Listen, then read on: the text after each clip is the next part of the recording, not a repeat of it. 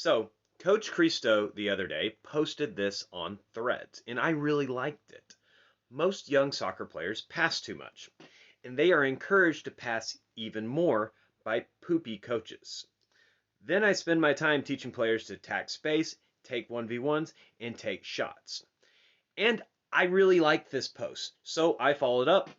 I'd argue that with really young players, ball hogs are even a good thing because it's a sign of confidence and technical ability.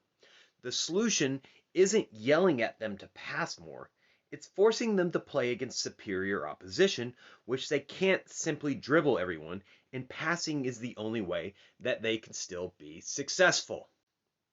Now, this is something that might rub a lot of people the wrong way because they see encouraging players to be a ball hog or dribbling instead of passing as something that's inherently backwards and not how the game should be played. And I just fundamentally disagree. And I'm not coming out of the blue and saying this and just saying it out of my own personal spite and ignorance. I actually got my position from Johann Cruyff. Johann Cruyff actually stated the very same thing. If you have a young player that dribbles too much, the solution isn't to tell them to stop dribbling. It's to move them up to a higher level to where just dribbling on its own is not going to work, and they have to think and figure out other ways to solve the puzzle, which passing is very obviously one of these solutions. But the other thing, and this is what I find very, very important, is you see players, especially as they work their way up to higher levels, a lot of them fall into the category of playing afraid. They're afraid to try things and they're afraid to make mistakes. And the way they make up for this is always looking to play the simplest and easiest pass that they can find.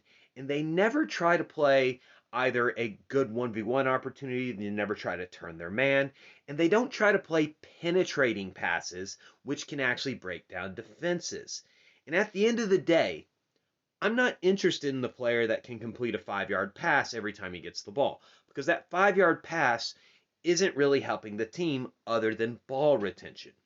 I'm looking for the player that can find a penetrating pass in behind the defense. I'm looking for the player that can do a 1v1 and create goal scoring opportunities.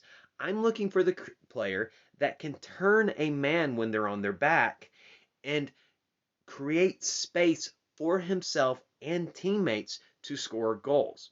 And this goes to another philosophy that I've pointed out before. Passing when you should have dribbled is just as bad as dribbling when you should have passed. But most people believe that passing is morally superior for some reason. And they're wrong. It's about doing the right thing when the opportunity calls for it. And if you have a lot of space in front of you, passing is just not the option you should take. You should probably take that space. If you have a clear 1v1 towards goal, you should probably take the 1v1.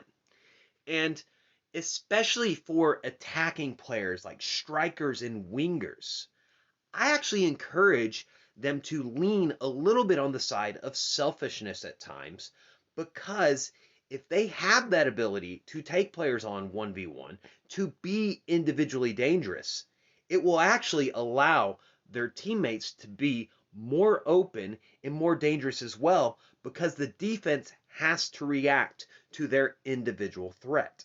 And those are the players that I want on my team. I don't want the player who is very good at those short little passes and very unselfish, but they can't beat their man 1v1 to save their lives.